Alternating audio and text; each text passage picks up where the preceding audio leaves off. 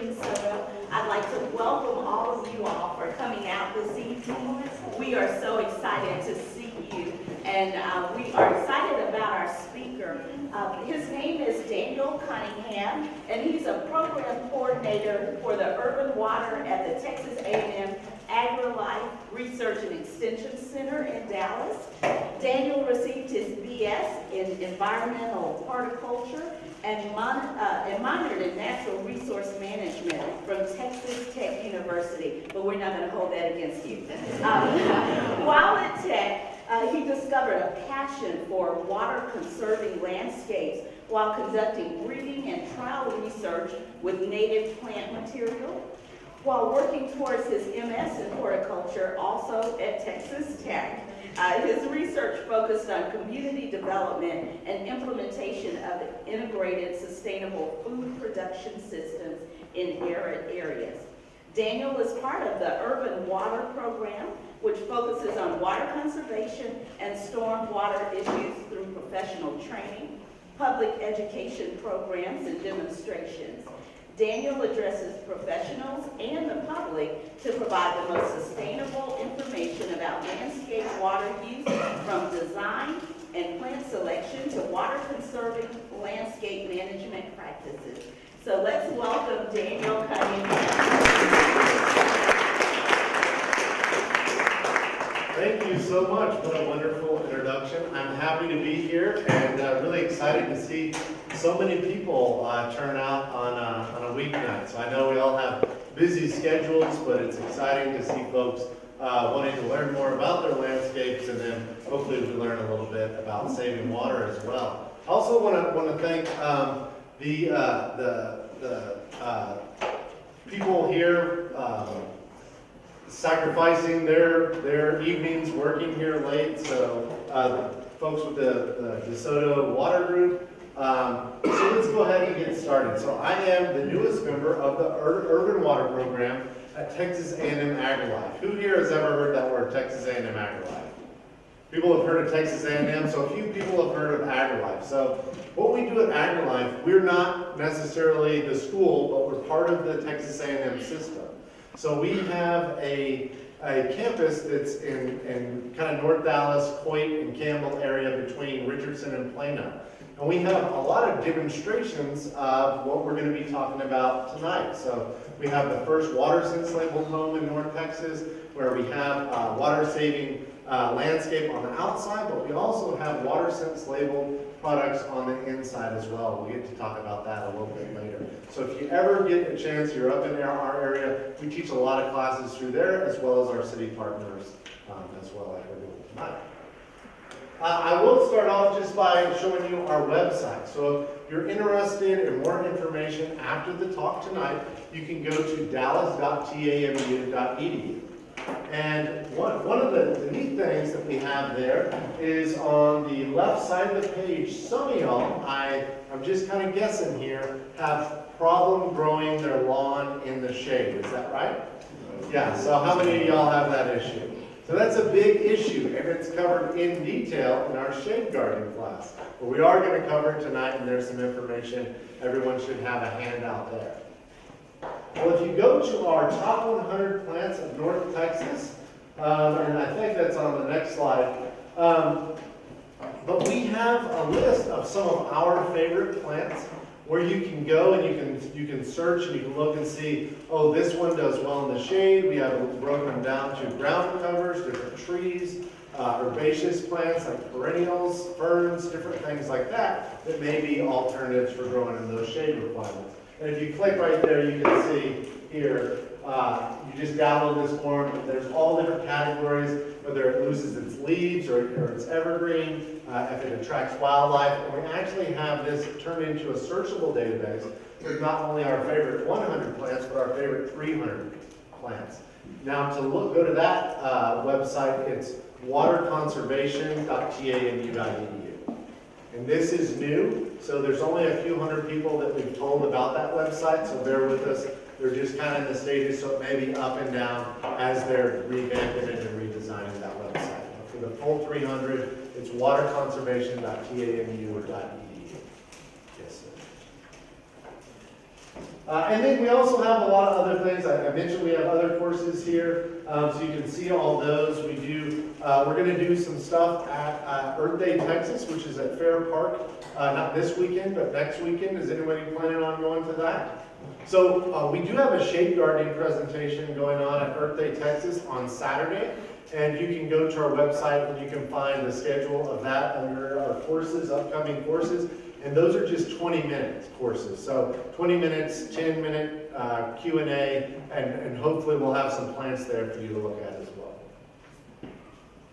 So raise your hand if you think there are challenges to gardening in Texas. So, and most everybody raise their hand. There's a couple people that are like, no, I got this, no big deal. But there are challenges. Can anyone think of a challenge specifically? Specifically. Yeah, so it's hot, heat. And we're not only talking about the air temperature, but the soil temperatures as well. I don't know if anyone got a spot maybe in their flower bed next to their lawn that it's not mulched, just kind of bare soil. And really the temperatures get hot on a sunny day when it's a nice 120 degrees here in the Metroplex. But by covering that soil with mulch, we can do a lot to reduce those temperatures. Also, sunlight. So we'll talk not only about the quality of sunlight, or the quantity of sunlight, but the quality as well. Weeds. So I know somebody was mentioning the weeds earlier before we got started, but weeds are starting to ramp up here. A lot of our spring and summertime weeds are starting to take over. So we'll talk about a few of those, how to control them. Different pest insects. So at Water University and at the Texas A&M system, we love insects. We like the beneficial insects. Now, there are the problem insects that once they get their numbers up, we have to figure out how to control them once they're degrading our plant material. And then water. So water is a huge issue. Who here, raise your hand, did you read the Dallas Morning News article that was talking about 200 to 400 people a day moving to North Texas? Did anyone see that? So it's kind of scary to think about. There are some estimates, though, actually from a realtor group that says up to 1,100 people a day. And I think that's actually looking at a broader spectrum of what North Texas is. But it was pretty scary there. And how, when we have so many people moving here, and we have a finite amount of water resources, how do we do more with less water? And we can do it. So water is one of the things we really focus on at Water University. So looking at this, let's say this is a new subdivision in North Texas or the DeSoto area. What stands out to you about this new subdivision? Shout it out. No trees. No trees, yeah, so that's something. I mean, there are a few trees around here, but they're not very big, are they? What is the plant material that you do notice? The plant material, there's no trees, but there's a lot of grass, a lot of lawns. And that's what we'll be focusing on with this class. This is an interesting statistic. The four largest crops in the U.S. are corn, wheat, soybean, and lawns. Now, what stands out about that last one?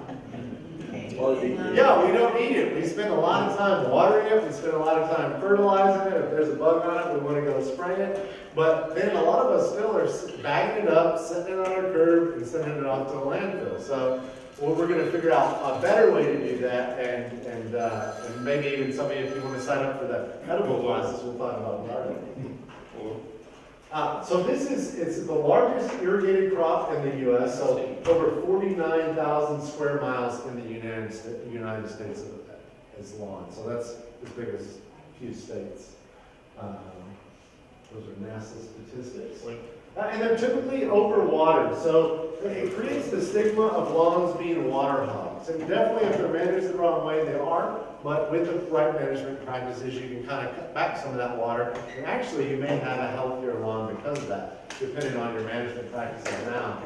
Overuse can lead to water pollution. So we talked about our reservoirs, where we're getting our water from.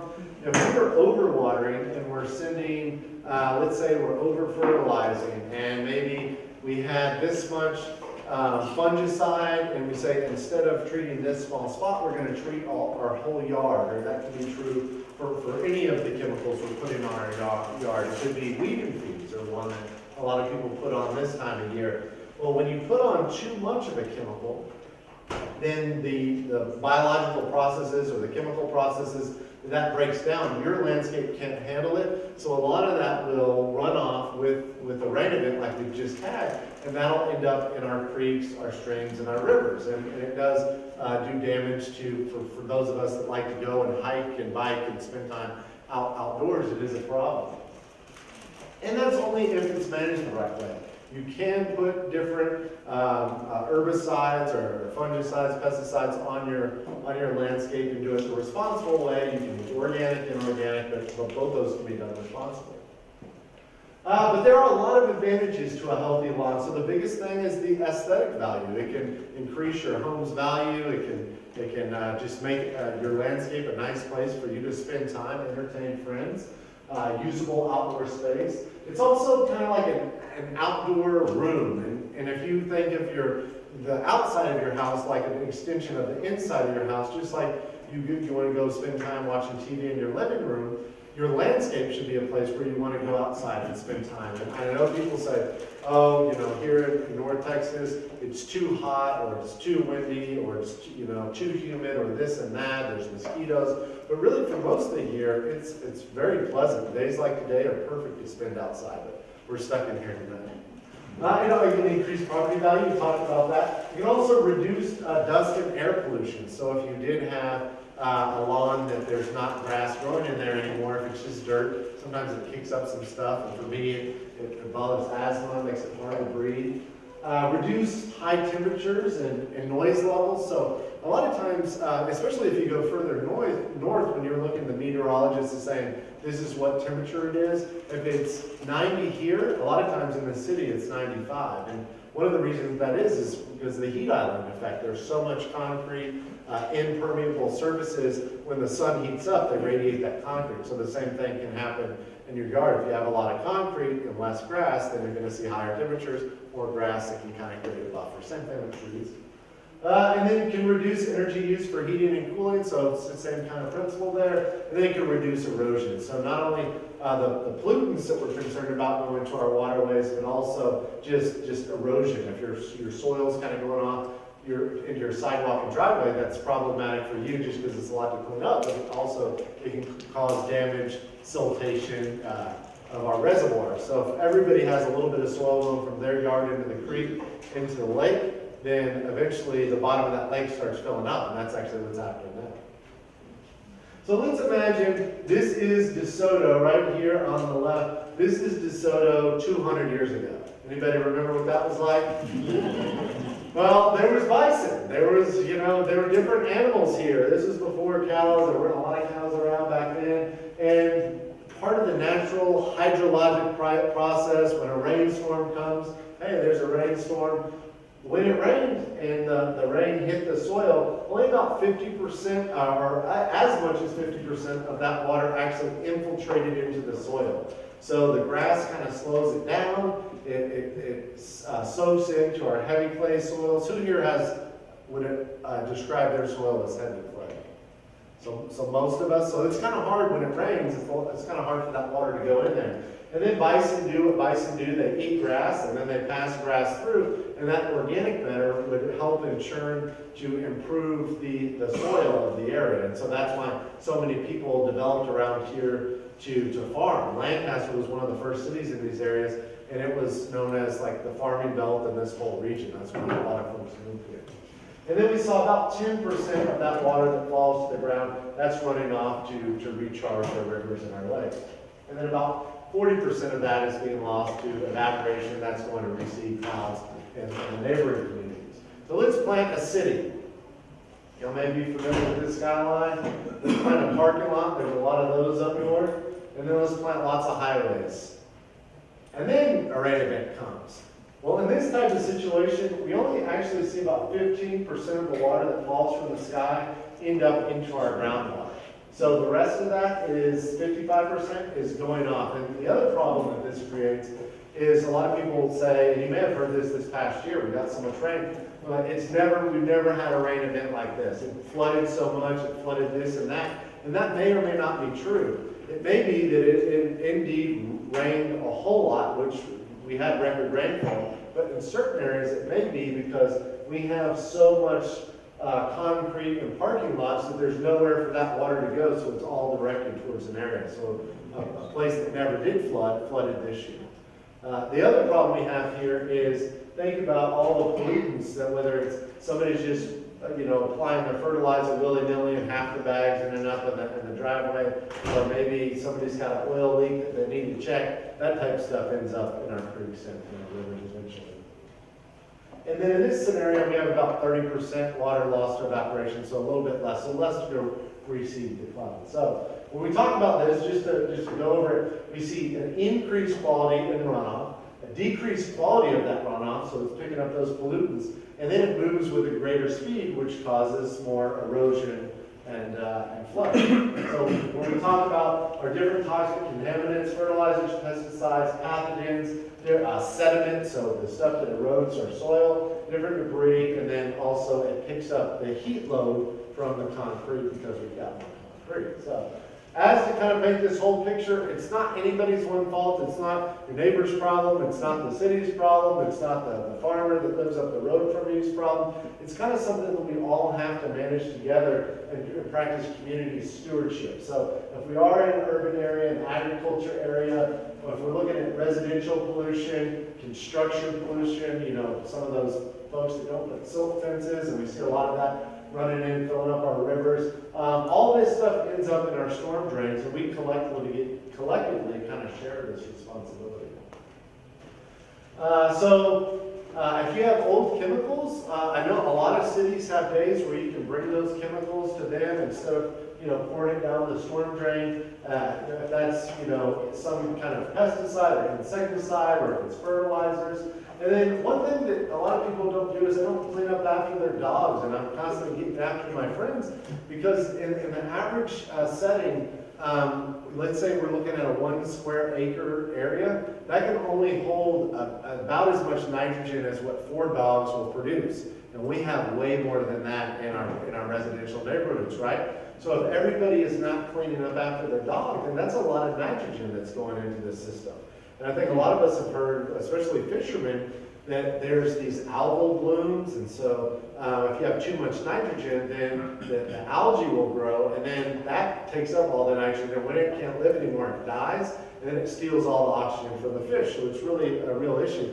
Also, dog waste has a lot of fecal pathogens that are kind of crummy, and we don't want that in our drinking water. It's just harder to process. So. We talked about all the people moving here. This is a staggering. Watch people's jaws drop.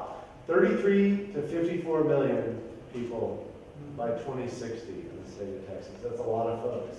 And our water supply is expected to decrease. So we're looking at about 14.6 million acre feet. Some of that's because of old infrastructure, and some of that's because siltation is why that's expected to decrease. Now, there is a reservoir that I think will be going online, but I don't know how that's going to affect y'all here. But usually new reservoirs take about 15 years from the time that they plant it out to the time it actually goes into the ground. Our U.S. drought monitor, so this is what we look right now today. This is actually from a couple days ago, but this is about what it looks like. So you can see areas of northwest Texas, west Texas are in abnormally dry to moderate drought, but the rest of our state, we're looking really good right now. But we can't forget what we looked like last year with large portions of North Texas in extreme drought, exceptional drought just south of us. And then this is what we look like in one of the worst droughts on record here, where the most of the area right here in North Texas was in extreme drought. So our lake levels were really low. A lot of cities were pumping their water restrictions, and that affects how much we can use water at home, whether it's washing your car or it's watering your yard or the rest of your landscape.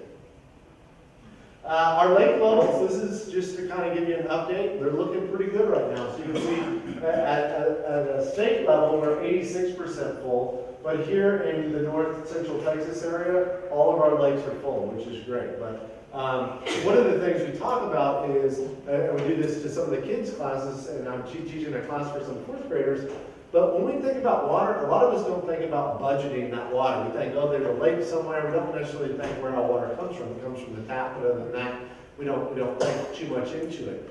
But when you think about budgeting your water, it's just like if you get your paycheck. On Friday, on Saturday, I'm going to eat at the nice restaurants and everything's fine. But if we think about our water like that, you know, the city of DeSoto Water quit hassling us about water restrictions. Well, if we don't preserve that water and use it more responsibly, then the next time we're in the drought, then we're all going to be a little bit worse off. So it is still in times of excessive rainfall to think about what it's like when it does not rain. So these are just to remind you, these are what the lake levels used to look like. We're now actually letting off a lot into our different rivers.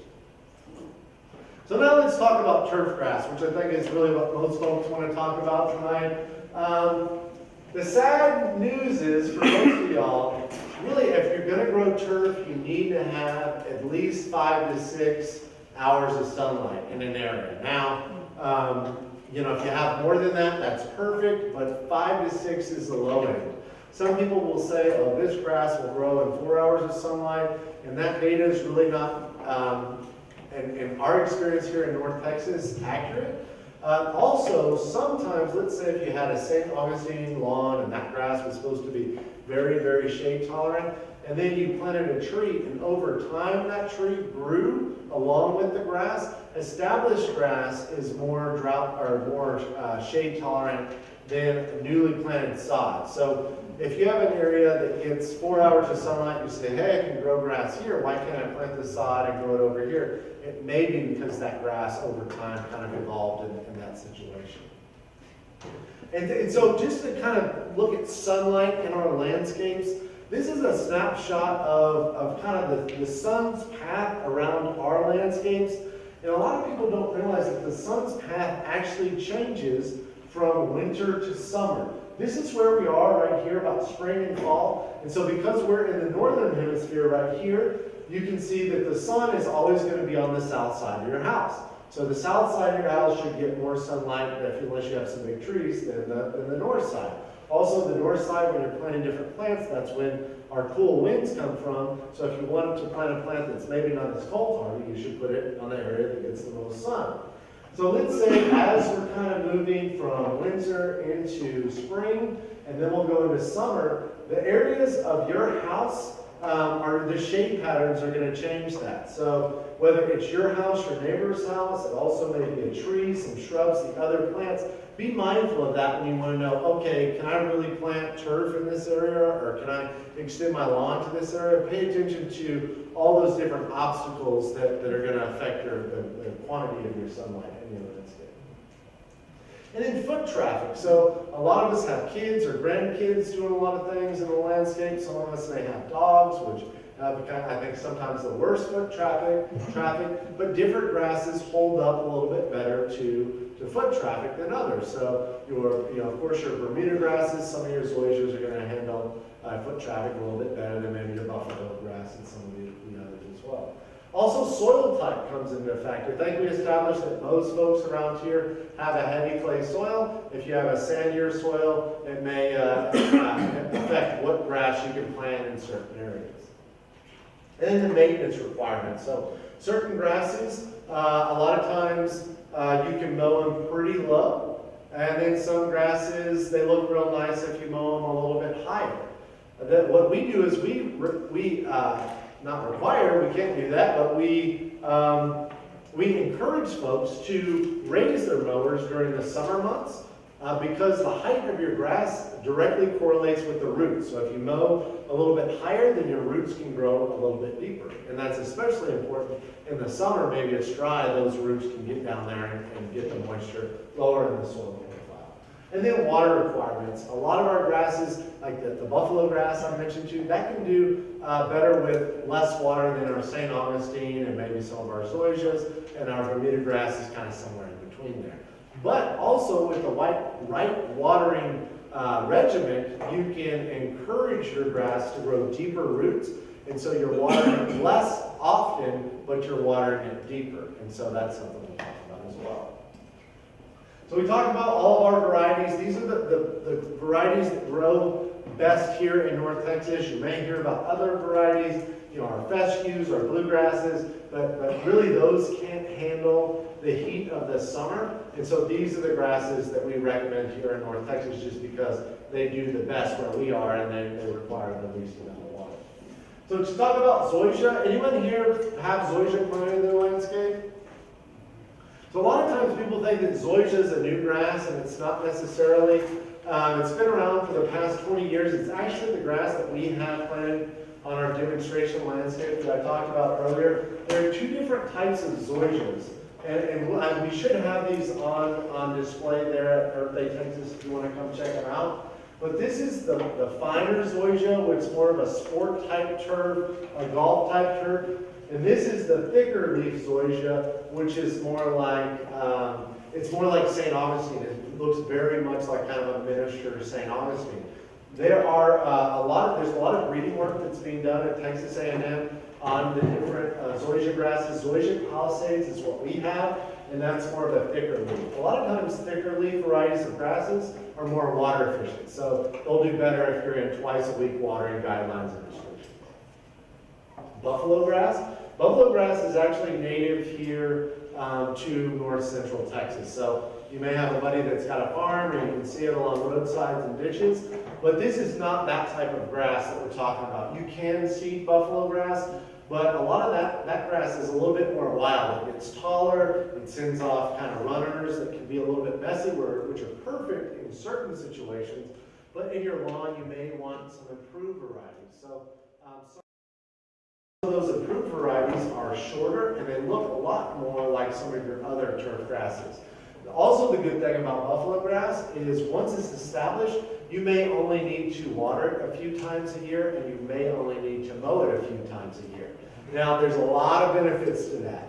The setback, though, is in July and August here, when it gets really hot and it's not getting as much water, it'll kind of die back, just like some of our other grasses will die back in the winter. So it may not turn all the way brown, but it may turn, 3/4, half the way brown, and it'll kind of just chill out there until we get a rain event, and then it'll turn green again. So depending on what your landscape is, what your maintenance preferences are, then this is a good option.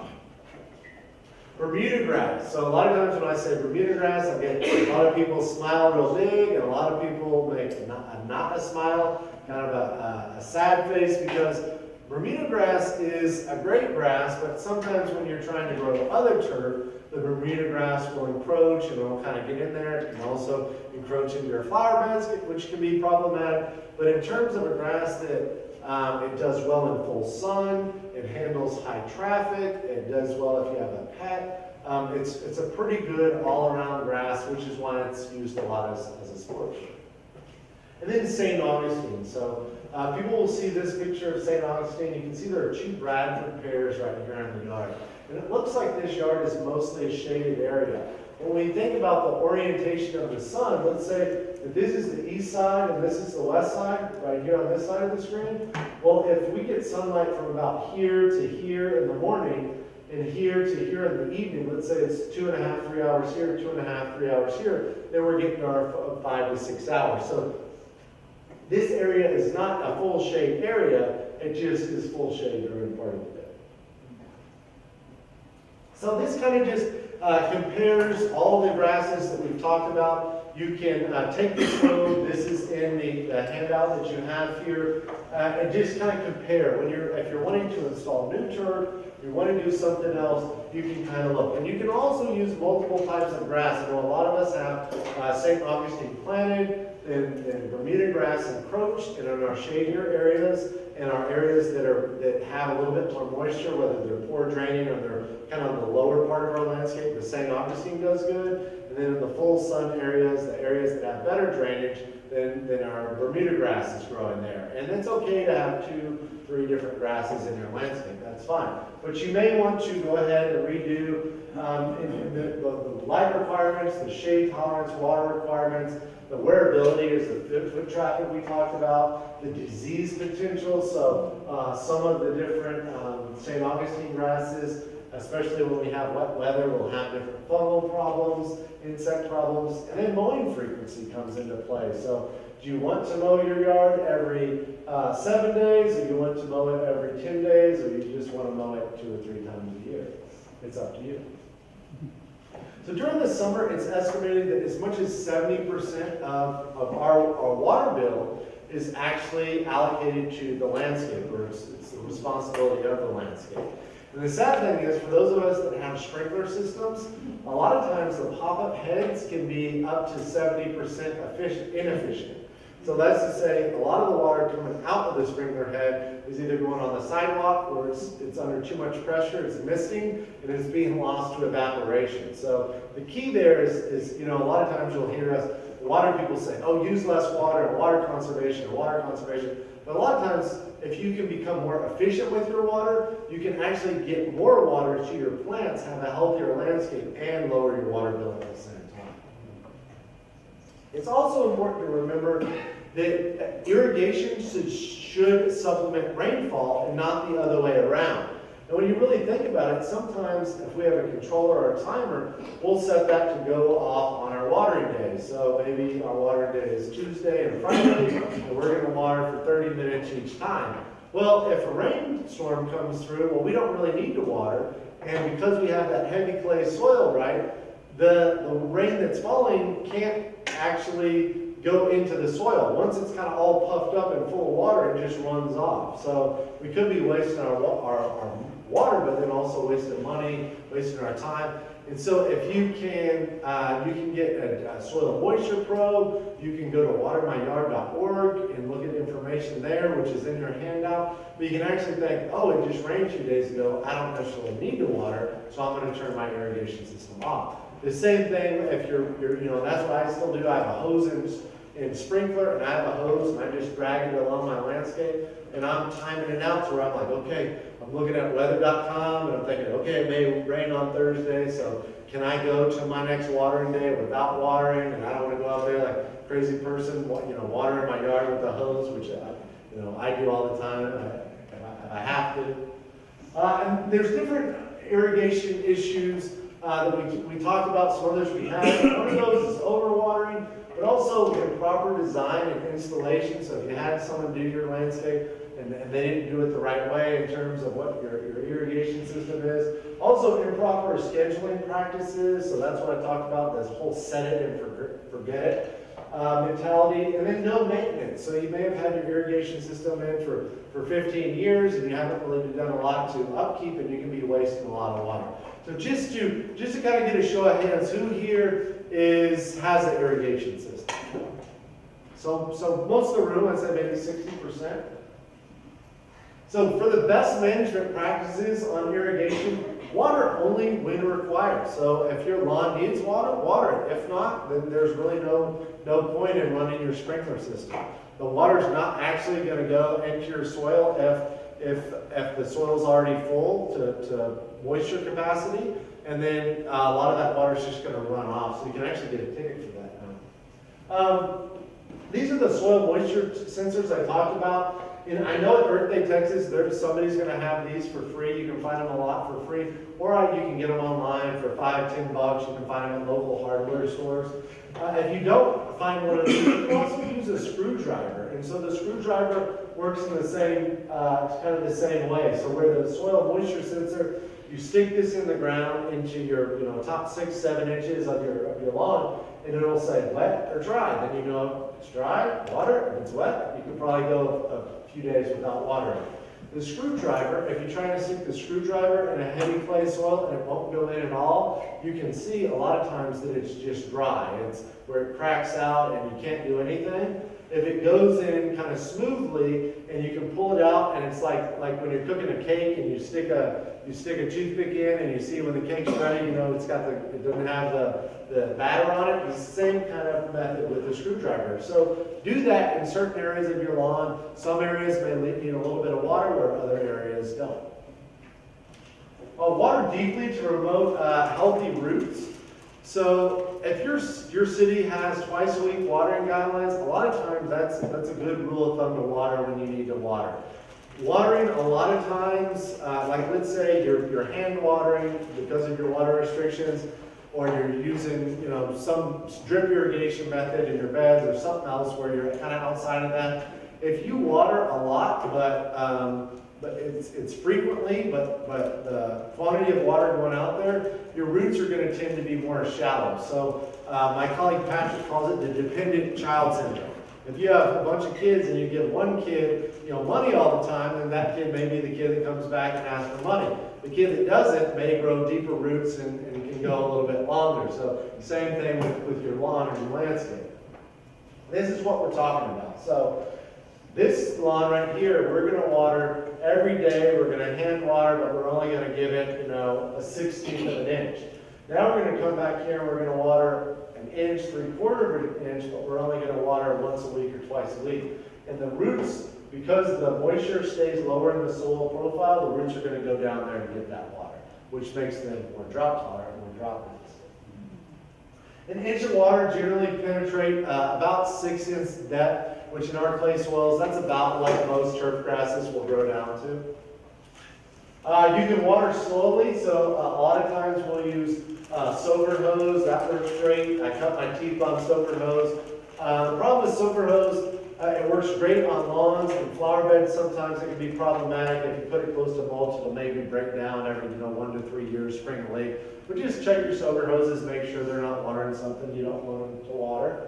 And then maintain 2 to 4 inch mulch layer in your flower beds, different ground cover areas that are adjacent to your lawn, and that's going to help you save water. So if you're watering infrequently and deeply with your lawn, you can use that same practice in your landscape, but 2 to 4 inches of mulch is going to help that water stay in your soil and not get lost to evaporation.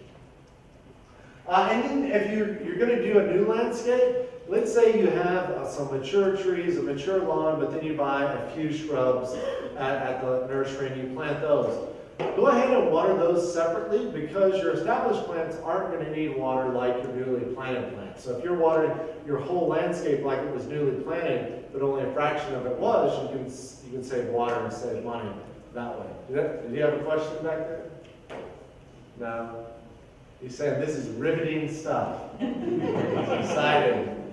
Water without creating runoff. So there's a couple different ways to do that. But basically when you're watering, just check it in the second that your sprinkler system, or if you have a hose system that's just going back and forth, the second that the water is not actually infiltrating the soil, but it will start to run off on your sidewalk, then stop watering, let that water soak in, come back at a later time, whether it's a few hours later, whether it's that evening, and then water again to get the rest of that 1 inch of water. Well, I have a question. Is there a rule of thumb of how long it takes to get 1 inch in a sprinkler system? Yeah, so that depends. And one of the things that you do, each person is different. So her question was, is there an estimated amount of time that takes 1 inch of water to infiltrate in your sprinkler system?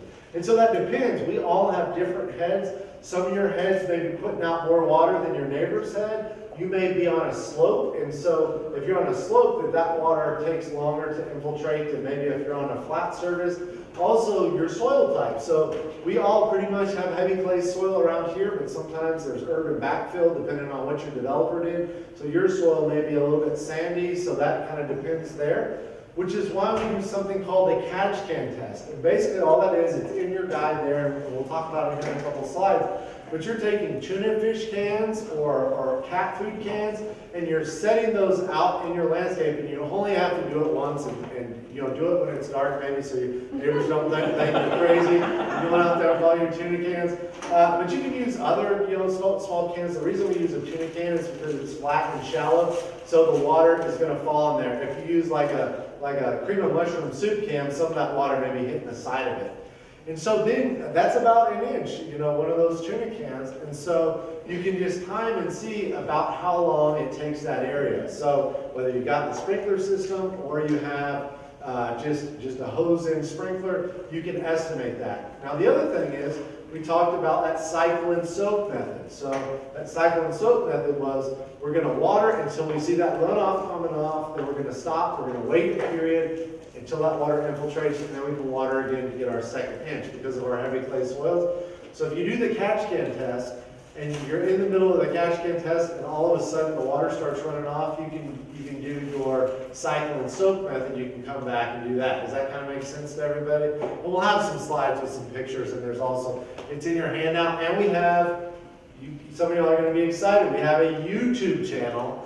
You can go to YouTube and watch videos of us droning on and on about how to water your yard, cycle and soak method, and also the catch can test. Also, we have a program called Find It, Flag It, Fix It. I know at Earth Day, I should have brought some of these flags tonight, but we'll have these flags. And you can actually put these, let's say you're driving home and you see a leak, but you just don't have time to get to it right then. If you put it in your yard, it helps you remember that, hey, I need to fix that. Also, if you have a broken sprinkler head, that may be putting out like 20 gallons a minute. And if you think I'm running at 15 minutes every 2 days, that really adds up to your water bill. So you can know there's change there. It really will pay for itself in the long run if you just go ahead and fix that. Also, if you're a wife and you've been saying on your husband to fix it, then it's a reminder for him. What do they say? Don't keep reminding me every 6 months. I'll get to it. Know your controller. So this is a lot of times the boxes that actually control the irrigation systems are in your garage, they're in your backyard, and it's something that you're afraid to open. Maybe if it's the spiders in there, or you just don't know how to use it. But really, they're not that complicated. Most of the time, and I don't know if, right here, you can go to the manufacturer's website. There's some kind of number on there, and just Google that number and the maker, and there'll be a little PDF that you can download. And print it out, put it in an area where you do your reading. So whether it's where you read the newspaper or whatever you do, put it in that room, and then make yourself read it. Take the magazines and everything else away, the newspaper, until you have to read that owner's manual. And really, I think what most people figure out once they read that, they're like, oh, this is really easy. I don't know why I thought this was so hard. And the other thing is, if you're going to familiarize yourself with any part of your irrigation system, remember the off switch. If it's raining, 100%, all you got to do is turn it off and you'll be straight. There's no mess ups there. If it's wet and it's been raining, if you look at the forecast, and I think it's supposed to have a chance of rain for like the next 10 days, you're probably not going to have to irrigate. Now, set yourself a timer on your phone to remember to turn it back on if you need to, or you can go to that watermyyard.org website that's part of the AgriLife system that will give you information to help you know when to water. If you're doing a new installation of an irrigation system, you're actually required to do rain and freeze sensors in a lot of areas. I don't know if DeSoto makes you, and then in commercial areas they'll require you to. Which really people think, oh, that's a hassle, they make me do this. But rain and freeze sensors can be between like 20 and 100 bucks. You can get them 30 bucks that are great. And then it's really gonna pay for itself in the long run, because you're not gonna be that person that looks silly watering as we get a 2-inch rainfall. The freeze sensors, there's actually some litigation that has happened now because you're watering in that it's freezing temperatures, and that's going into the streets, and then somebody drives and gets in a wreck, so that can be a liability on you. So if you have that freeze sensors, it's not something you have to worry about as much. So has anybody seen this in this area? Does anyone? Maybe once every 5 years. And this is what we're talking about. I don't know, for some reason this video isn't playing, but it's actually a video. And this is just an example of somebody watering while it's raining. This guy's washing his car while it's raining. Talking about wasting water. I don't know what that's about. And then this picture. So does anybody, raise your hand, does anybody know what's wrong with this picture? It's overdoing it. Yeah, so overdoing it. And the reason that is because you think this is because their irrigation system has too high a pressure or too low a pressure? Yeah, too high. So a lot of times your system will have a pressure reducer or a pressure regulator. Sometimes that's at the beginning of the system, and then sometimes that can be actually at the zones or the heads themselves. So some heads will actually stop this from happening. But because this is in so much pressure, it's making, just like if you're watering something and you put your thumb on it, then it's going to spray more water out like that. Well, that's what's happening here, and it's a bunch of fine mist. It's a bunch of fine droplets. Well, the finer the water, the it is to the air, it's surrounded by air, so it evaporates. The sun hits it. So these systems, this is what I'm talking about, when 70% of the water is actually being lost to this part and not actually going down to the grass. The other thing is, when the droplets are this fine, then it's easily caught up by the wind, so it's going to blow onto your neighbor's yard or in your street. So water it effectively. You can change out the heads here, or you can reduce the pressure on your system. Better nozzles. So this is kind of the nozzles that we all grew up with. This is before most folks know, but they actually have new nozzles that you can get them from, I'll say $4, but from maybe $5 to $7. You can buy them online, find better prices. You can go to any of your box stores.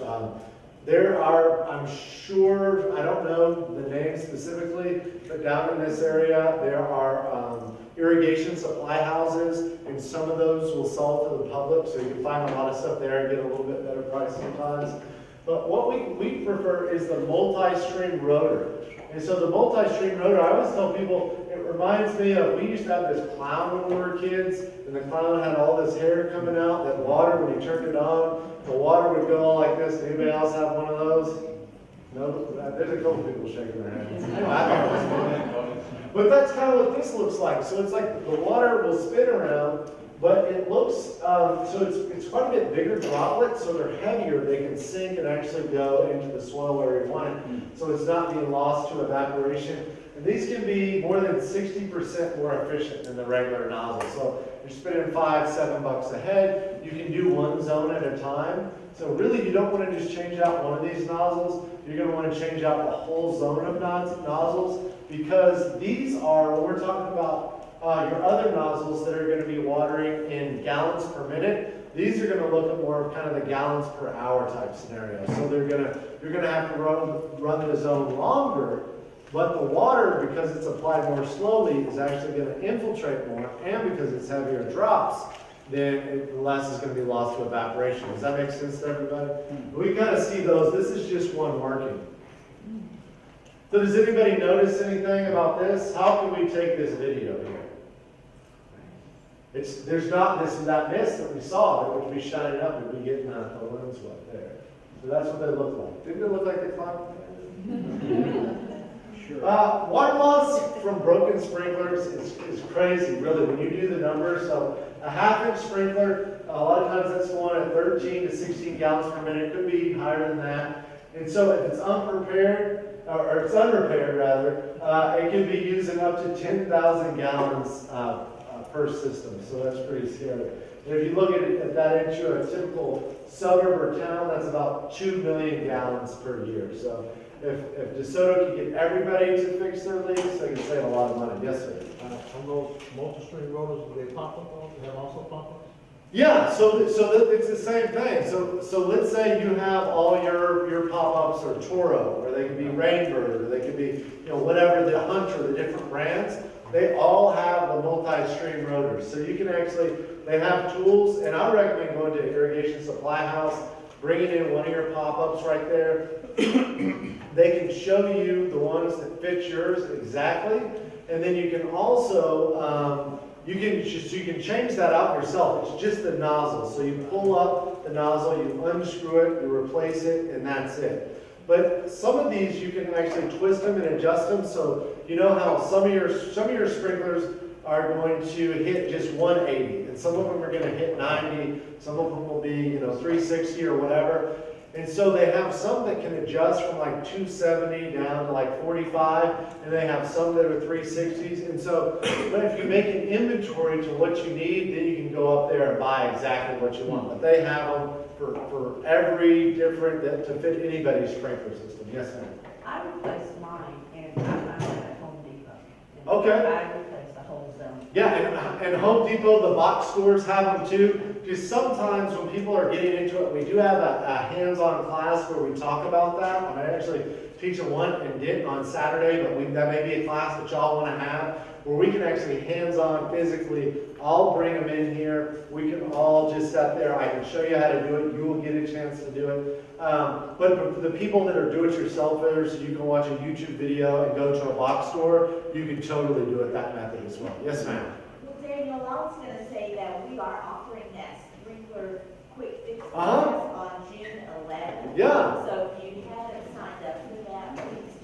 will definitely talk about that in sprinkler quick fix in detail. We'll actually have some irrigation as well. What were they called? Multi-stream rotors. Yeah, multi-stream rotors. Yeah. They're awesome. It's a great technology. Yes, And sir. you shouldn't mix them with the other ones. Yes, so that's exactly right. So like I said, you shouldn't mix them with the other ones. Now, if you want to do a whole zone, you can totally do that, but just know you're going to have to water that zone a different amount than a zone that you have your regular mist style. So let's say you're not completely sold, you just want to try it out for a little bit. Don't just try it out at one. If you have a zone that only has 5 heads, just try it out on that zone and then kind of see how it does. And then sometimes, because they are $5 a piece, you know, and let's say you have, you know, whatever, 120 pop-ups, that's a lot of money. So do one zone at a time, but just make sure you're adjusting your controller to water that 1 inch. So you may have to do a catch can test for that one area and kind of update that. Yes, sir. Today, I just had a sprinkler company go through mine and check it out. Uh-huh. And I had to change 3 nozzles. They put in the multi-streams, but they're on the same zone, but on the same zone, I have the others still there. Yeah, and and some people do that. So some irrigation companies do that, but the reason that is because because these are putting out, the multi-stream rotors are putting out the water slower, then that does, some areas of that zone are going to get too much water and some not enough. So. Yeah, it makes sense what you're saying. I'm bad. Yeah, well, you just call them, have them come back out, maybe they'll give you a couple of free ones. Yes, sir. Is it better to water in the morning or late at night? Yeah, so she asked if it's better to water in the morning or late at night. And really, for me personally, like sometimes water restrictions will say you have to water between 10 and 6, or 6 in the morning and well, wait. Yeah, and then, 6 and 10. You know what I mean. I'm not good at math. I'm kidding. But really, it's better to water in the morning right before dawn. So the reason that is because a lot of times we'll have fungal issues or different disease problems on our turf grass. And if you water at night, let's say none of us want to be put to bed wet. If we take a shower, we're gonna dry off. And that's the same thing with your landscape. If you have dew on your lawn from the water, and then let's say there's a fungal issue, and fungus send out spores like mushrooms do, and a lot of times they do that in the evening. So if it's wet, those spores will stick, and then they have all the way up until when the sun comes out again to kind of grow. They put their hooks in the grass, they can steal nutrients or whatever. But if you water in the morning, then first off, a lot of times those spores aren't going to actually land on the grass because if the grass isn't wet. And then when the sun comes out, then the grass is going to die, so those fungal problems tend to be less if you water in the morning. So for me, 5, 6 o'clock is when I water. Yes, ma'am. What if you can't water in the morning because you work or whatever, you don't have a sprinkler? What about the evening, the best time in the evening where you want to plants?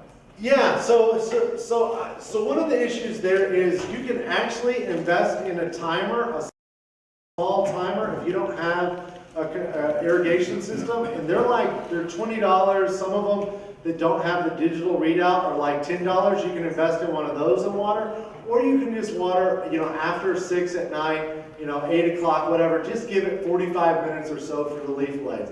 So my dad is always I have a couple degrees in horticulture, but your parents always are going to know more than you about different things. My dad always wants to argue with me because I'll tell him, don't water your roses, don't water the leaves of them. He's like, well, when it rains, the rain gets on the leaves. Well, that's true, but that's also why when we get rain for 3 weeks straight, that's why we have more fungal problems with our roses and our grasses and different things like that. But just do the best you can and to minimize those fungal problems. And it's something we all face anyway. But I don't have an irrigation system. Yes, ma'am. So Is there any way to actually change the composition of your soil? yeah. So is there any way to change the composition of your soil? Is what I ask. And there are a few different ways to do that. I love compost. Compost you can get here just up the road. You can buy it in bulk. It's relatively cheap. One of the things you can do is you can rent an aerator, and that's in a few slides, but you've seen like football fields where they'll have those little chunks of soil all over, usually in the spring. Well, you can do that, you can rent those, and then you can come back in with compost. And what I like to do is take the back side of a metal rake, and so I'll spread out compost about, let's say, maybe a ½ inch to ¼ inch all over my yard. If you have a really fine compost, sometimes you can do that in your fertilizer spreader opened all the way up. Now, it's got to be the fine compost, the compost that comes with the big sticks in it, and you don't want a bunch of sticks over your yard. So just make sure mushroom compost is one. If you're buying the bags of it, that's fine.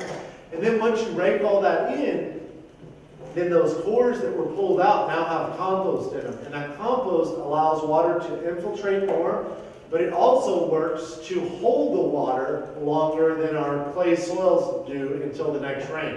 So compost, it works like a sponge. It's kind of a Band-Aid 2 ways. There's also a product called expanded shale. Anybody heard of expanded shale? It's a great product. Expanded shale, though, is cost prohibitive.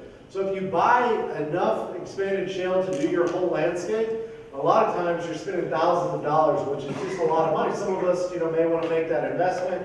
Over 10 years, maybe it's going to pay for itself. So the best thing to do expanded shale is to till it into the top 6 inches. Also, if you're doing expanded shale, incorporate compost too, just because the compost is cheaper than the expanded shale. And you mix that up, and you can change your composition of your soil that way. Do not do sand. Don't just put sand in there and try and till that in. You know how we make bricks?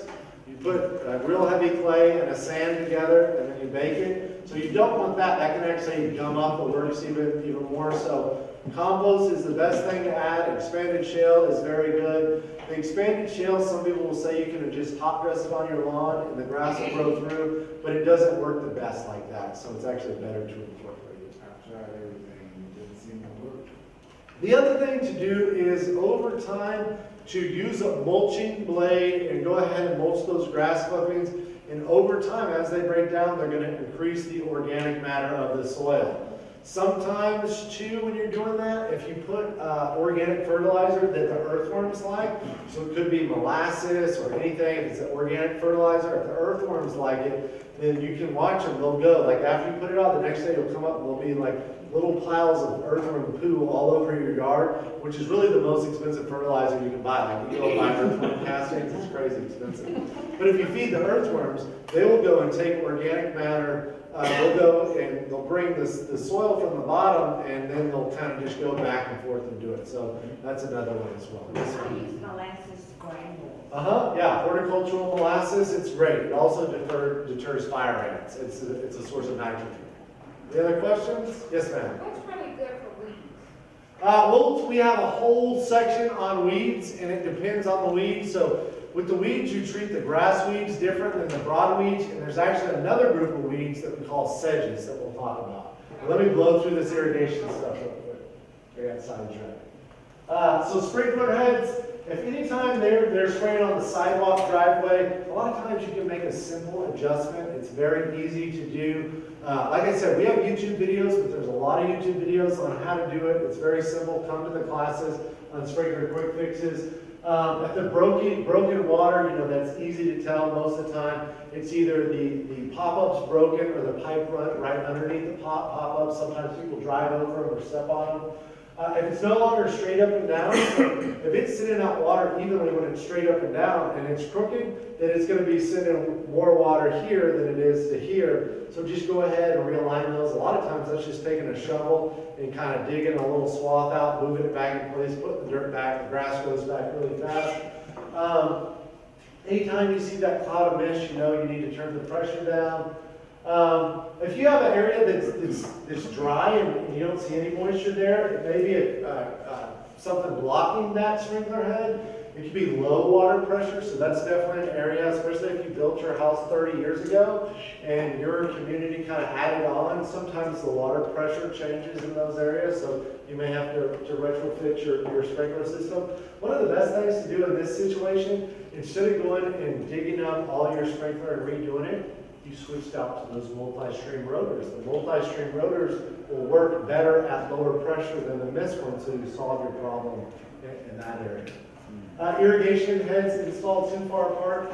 In Texas, it's actually the law that you have to install them with head-to-head coverage. that means that if I have a head here, that my water's gotta go to here and to here. A lot of times you'll see people install them like this, and it's less sprinkler heads, so it's cheaper, but you're gonna have this overlap here is gonna be a wet area, and then you'll have dry patches right here. So a lot of times you'll see that, and it's just rampant. A lot of times you'll see people that they're gonna water the whole lawn too much just to get those areas green because they've got the overlap that are kind of green streaks. So keep in mind that. There are some ways to repair that, and we'll talk about that more in depth in this.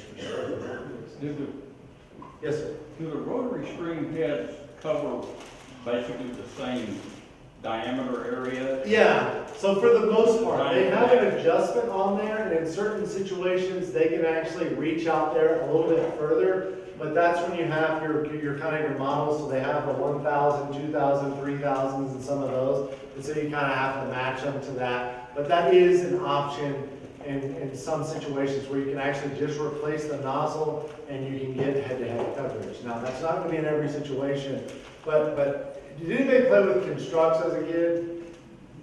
Or Legos? What did y'all play with that? So it's kind of the same thing. Once you start working with your irrigation system, it's like the Wizard of Oz when like the curtains open and you see the wizard, and it's like, oh, all this stuff is really not that hard.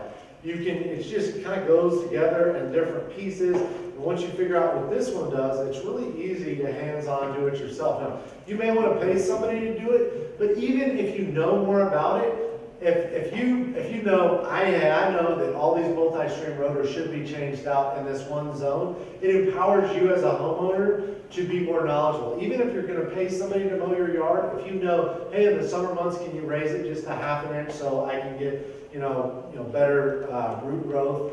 And once you become a better informed consumer, you just have a better landscape, whether you're doing the work or not. So we did talk about the cycle and soak method. Basically, all this is we're running different run times. Most of our controllers will do this. If your controller doesn't have a cycle and soak method, it may not. Sometimes you can buy a kit to retrofit it, or sometimes you may just want to invest in a new controller. And if your controller is 30 years old, you can spend 70, 150 bucks, whatever you want to spend, and you can buy one that's going to be a lot more efficient in the long run. You can actually buy them that you can control from your phone now. So the cycle and soak method, we talked about, we may be doing, instead of one 30-minute cycle, we're just going to do 2 cycles for 15 minutes. You'll ask, well, how do I know what that space and time is before I water the next one? It's just when that water infiltrates. So you may just one time kind of have to test that out, and then once you tested it out, then you'll kind of know what that is. And it's a moving target. Each landscape is going to be different, but it's real easy to figure out once you kind of get the hang of it. Our catch can test, this is what we talked about with our tuna cans. We actually sell these through A&M. You can buy the catch cans, but if you're going to do it once or twice, then just use your tuna cans. But you're going to be sick of tuna fish sandwiches. Or cat meat. Hopefully you know. Yeah, and that's pretty much it. So there's, you don't have to run it to where it fills up that whole 1-inch catch can. You can do it to where it fills up a 1/4 inch, and then you can just say, okay, well, if it took 5 minutes to fill up a 1/4 inch, then it's going to be roughly about 20 minutes to fill up the 1 inch. Yes, sir. If you're not using a sprinkler system, but you have the hose and sprinkler, what's best kind of sprinkler to use on it? So it kind of depends. So if you're using a hose-in sprinkler, if you have a landscape that's square and you're trying to use one that is one of the round ones, then it's hard to not get overspray in areas. But a lot of times the ones that have the, and I forget what you call them, but they spray kind of at a right angle. You can do it as a right angle. A lot of times that's better at getting head-to-head coverage. So if you have it, your yard's a perfect square. If you have it kind of go here, do head-to-head, so it's going to go to this, like let's say it's your driveway or the sidewalk. It's not going to spray over there, and then you move it here, here, and here. With the hose-in sprinkler, it's a little bit harder to get complete coverage, but you definitely can. It just depends on the shape of your yard and your landscape. But right now, I'm using one that it's the kind that just goes like this back and forth, and it does pretty good coverage. And so I just have it on one side of my yard. I do it on the other side of the yard, and then with my hose, I'll do the beds and everything separately, and trees if they need more water. But I think when we were looking at water my yard for our campus last year, I think we recommended watering like 13 times or something like that. So really, because of the rainfall, so much rainfall we got last year, we didn't need a lot of supplemental water.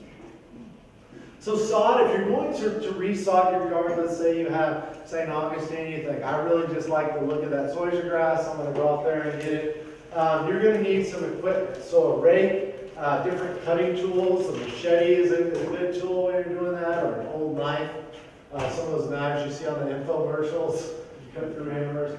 This is also nice too. A lot of times though, like your box stores and your landscape supply houses, if you buy the sod from them, they will let you use the sod roller for free. The reason we recommend a sod roller, you fill this up with water, and once you've laid your sod out, you just go behind it and it gets good soil contact. So if you put your sod down and there's bubbles, in those bubbles there'll be oxygen, and if the roots are exposed to oxygen, they kind of die off. So it's good to water before you lay your sod, water after you lay your sod, and go ahead and use that sod roller so you have good contact.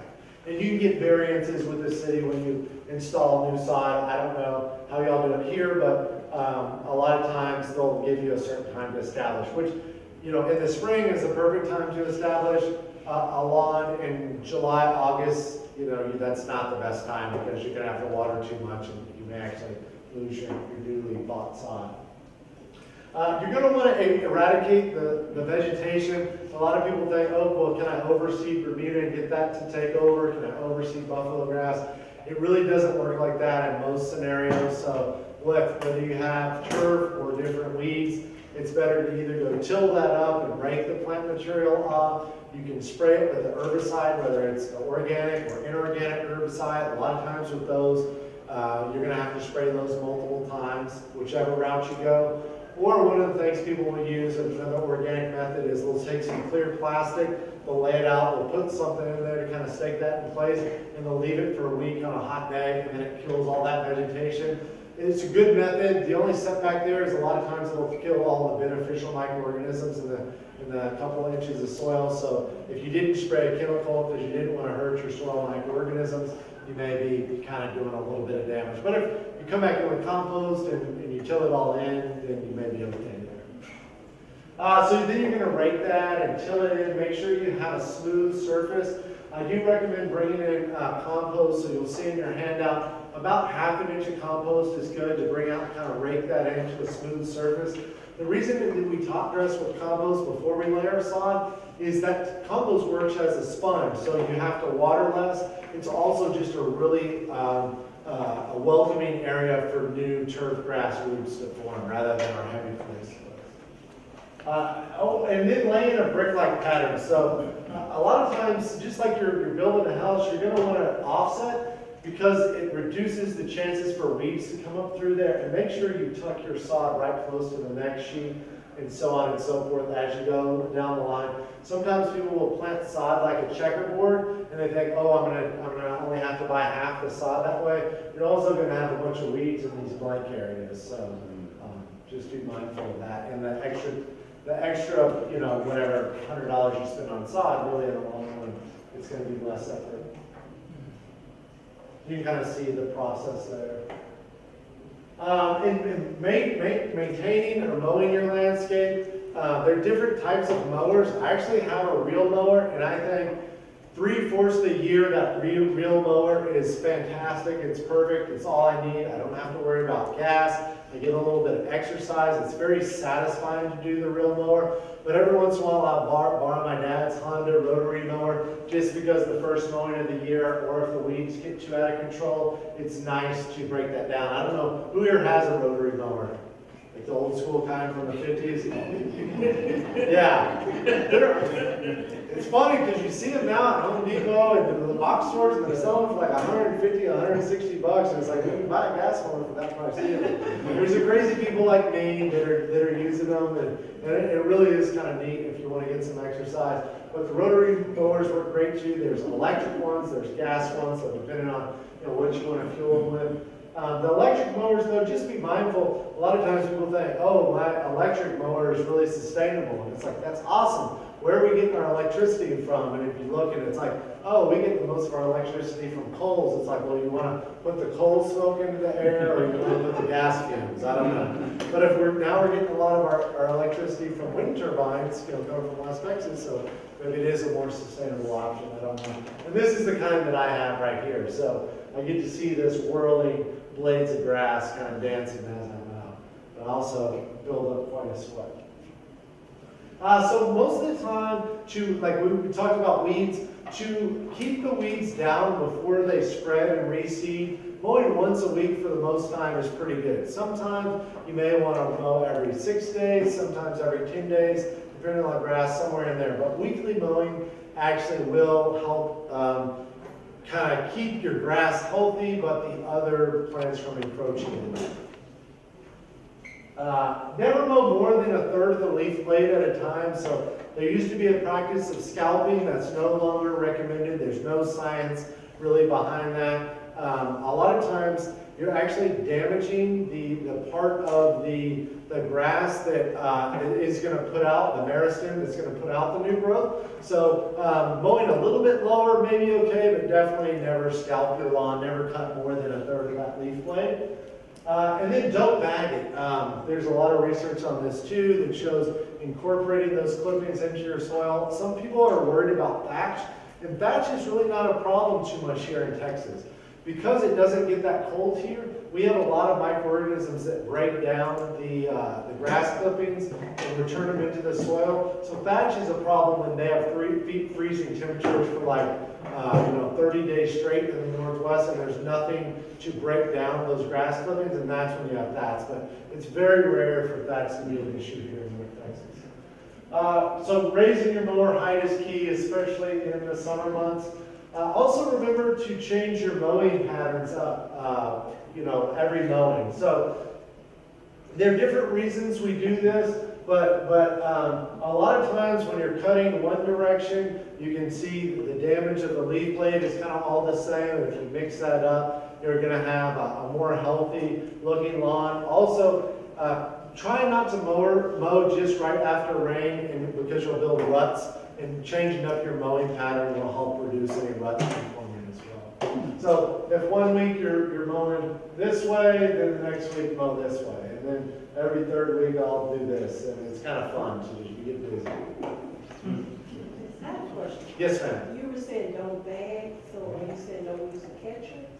Yeah, so the bag that's on your mower, you can go ahead and take that off. And you can put that in your garage, or you can sell it on Craigslist. And, but really, the reason we do that is it's a lot of work to do that. You got to dump it in there, and then you're breathing all that stuff in. But really, you've fertilized that stuff that you're putting in there, right? And you've taken care of it, and you nurtured it. And then to send that to a landfill, then all that time and effort you spend, your harvest, it's like if you were harvesting tomatoes and you're just putting them into the ground.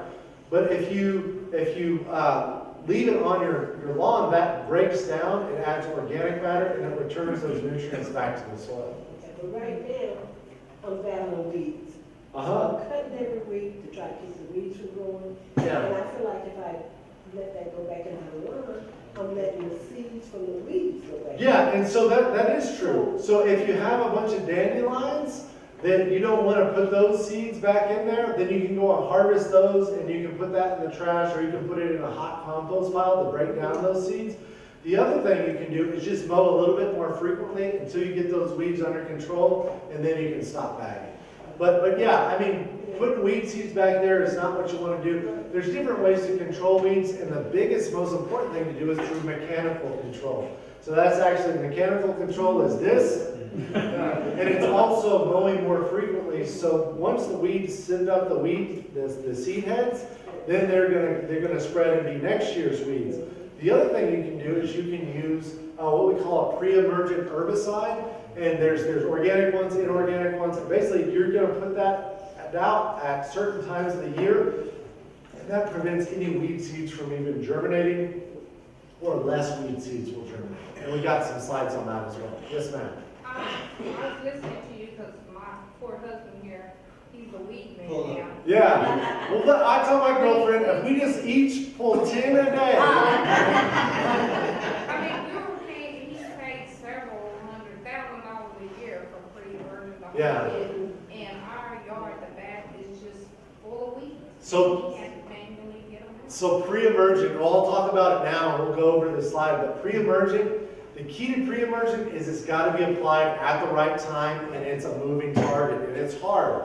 So the key with pre-emergent is you wanna, so pre-emergent, some people say, and I actually misspoke, some pre-emergents prevent the weeds from germinating, some of them, the weed will germinate, but it will never ever produce a seed. It'll just get like this big and it dies out, and it's just, it's nothing.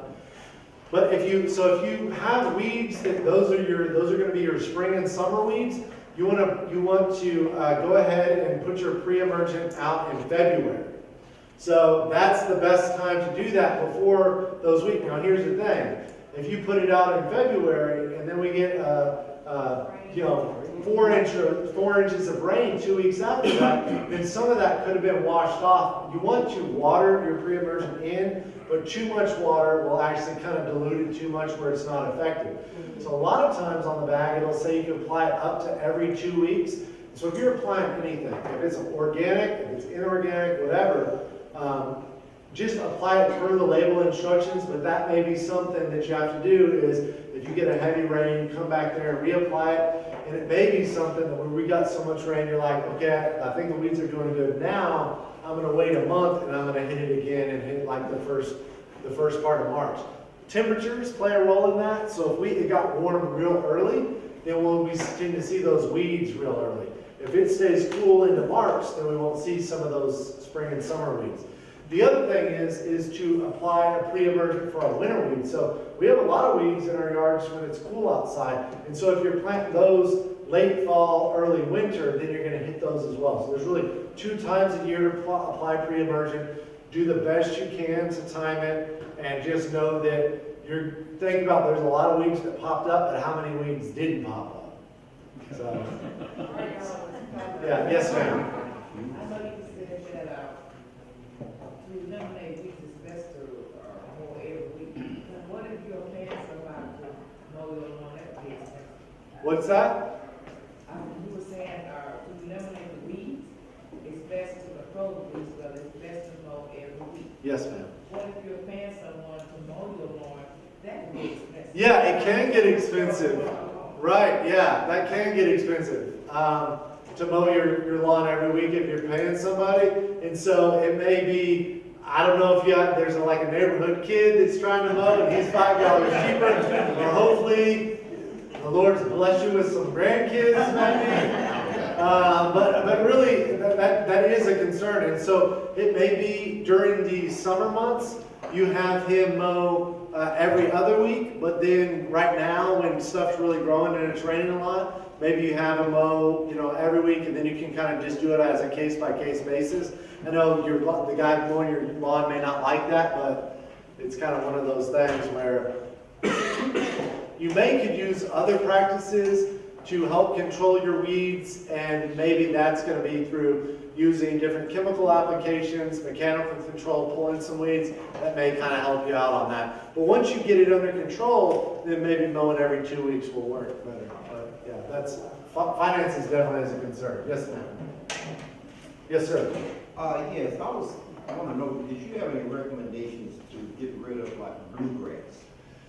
Yeah, so bluegrass is one, and it's Poa annua or annual bluegrass, and that's one of those cool season weeds that we see popping up around here. A pre-emergent that is for a grassy weed works pretty good on those. Also, mowing them before they go to seed, they put off so many seeds, but a lot of weeds, they'll put off seeds when they're this big, so mowing them is kind of hard there. But a pre-emergent is pretty much the best way to control those.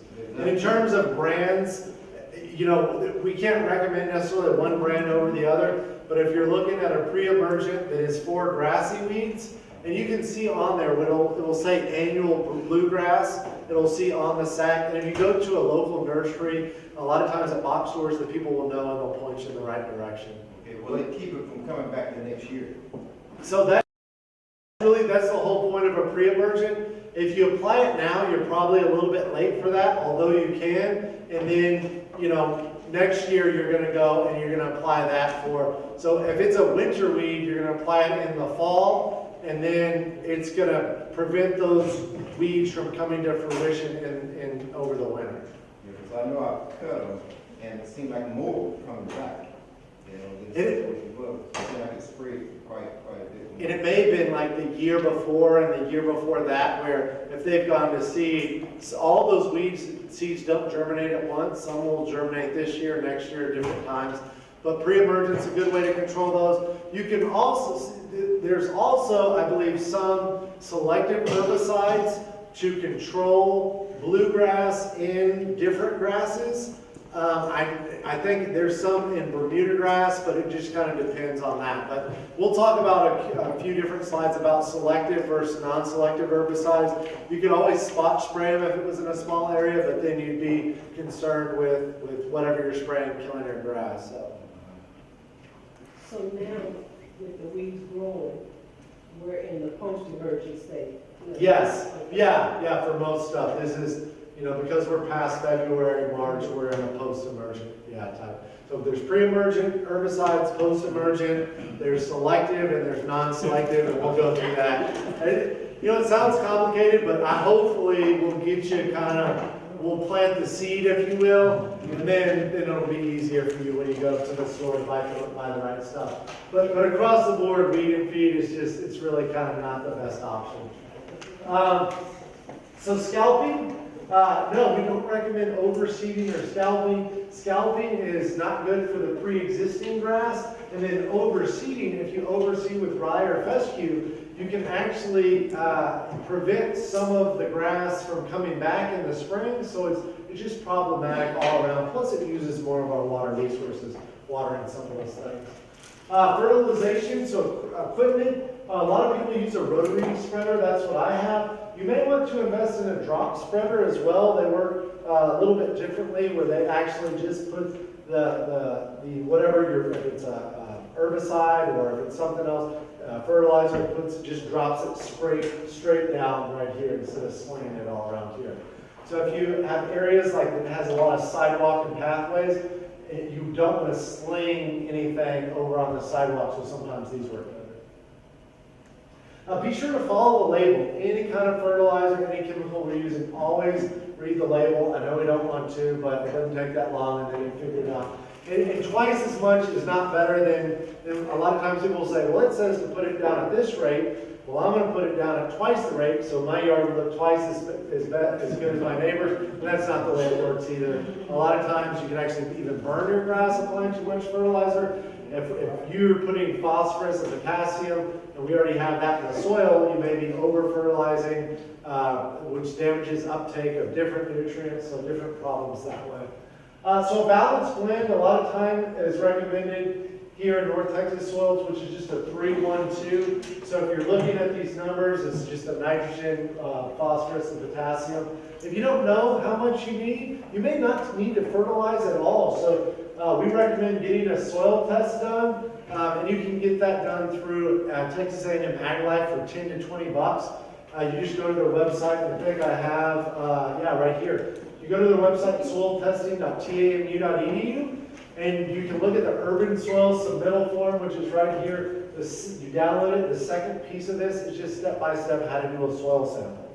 So if your soil sample says you don't need to fertilize, then that saves money buying the fertilizer. So if it says you need to fertilize, but you only need to add nitrogen, not potassium or phosphorus, well, then you're going to save money too, because you can buy a cheaper fertilizer. So $10 to $20 pays for itself. So every 1, 2, 3 years, it's a good investment.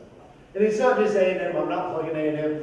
There's box stores where you can buy a soil test kit if you're a do-it-yourselfer, you want to do that, or you can send off your samples to other soil testing labs as well. But anyway, it's pretty close. So this is what we talk about, this 3, 2, 1, which the N is the first number, the P is the second number, the phosphorus, and the K is the third number, the potassium. Like I said, a lot of times our soils have enough of this in there, especially if you can apply a balanced fertilizer year after year, you can save money by just buying something that has a high first number and low the second two numbers. When you're fertilizing, it's also important to get good coverage to make different passes. So if it says to buy your fertilizer, depending on what type it is, and it'll say apply it at this rate. Well, if you can lower that rate and only apply 50% and go this way, and then put the other 50% in and go back and forth this way, you're going to get better coverage. Sometimes, if you don't use this method, you'll see problems like this. A lot of times with broadcast spreaders, they're going to apply a lot to this area and less like this, and so you don't want to see those stripes in your yard, because once you have them, it's kind of hard to get. You can see this at a university campus.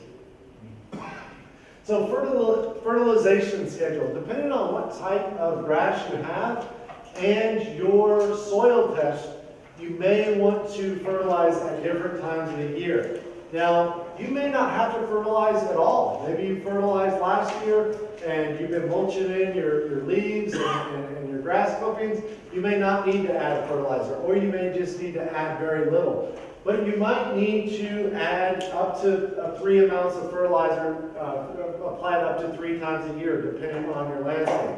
Now, for most landscapes, I will say I would not be applying 3 or 4 times. Maybe once or twice a year. You're probably not going to need to apply multiple times, but that's where that soil test comes in handy.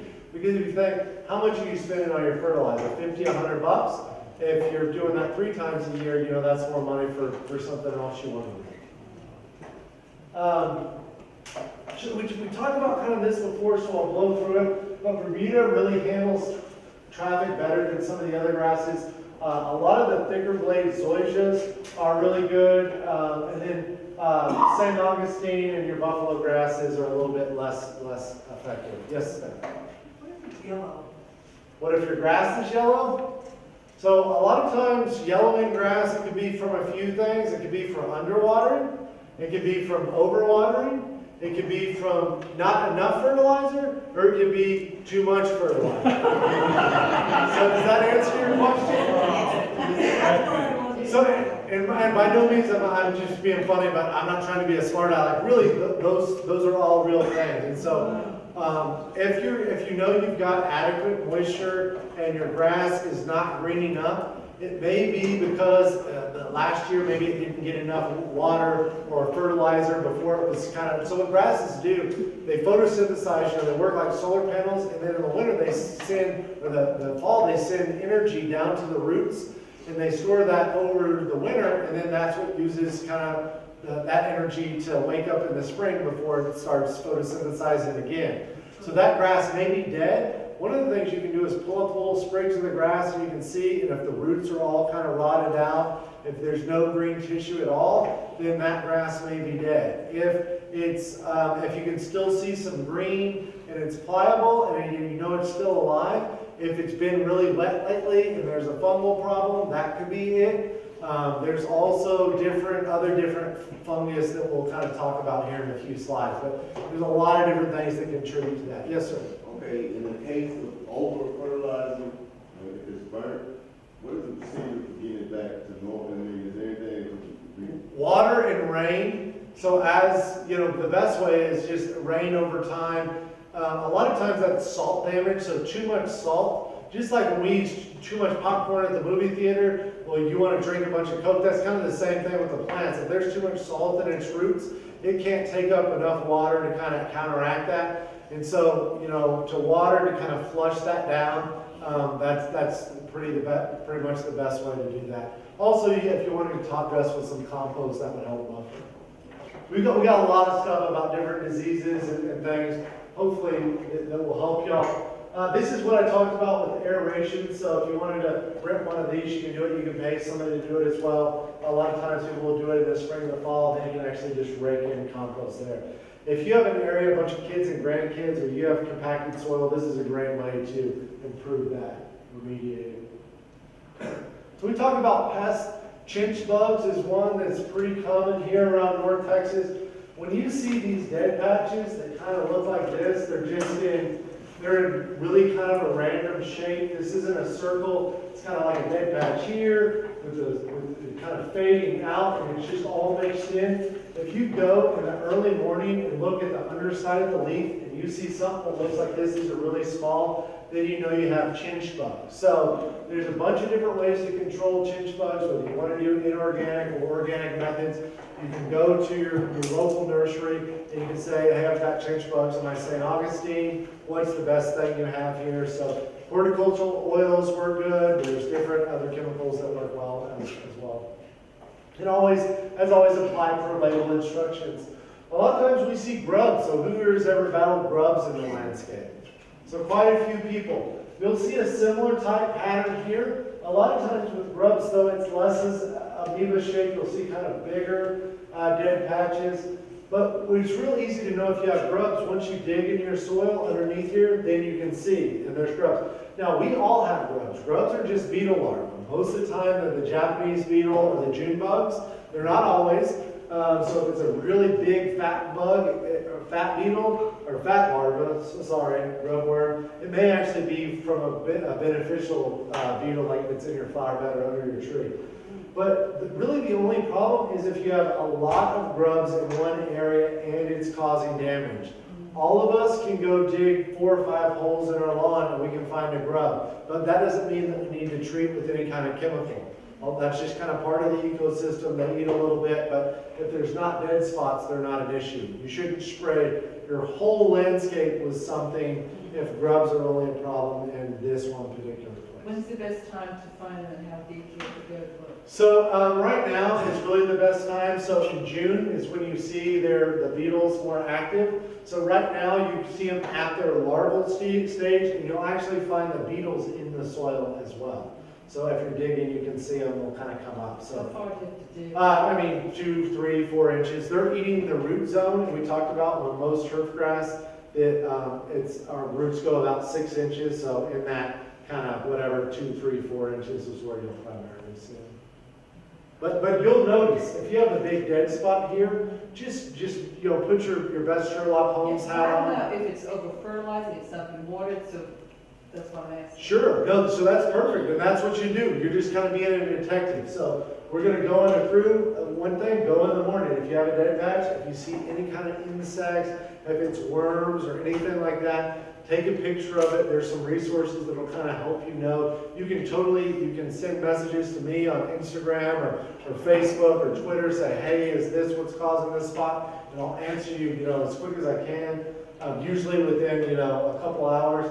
If you see grub worms, do the same thing. If it's just 2 or 3 in a small area, that's a problem. If it's like 12 in a square foot, then that's something that you need to treat, especially when it's under a larger patch of dead lawn.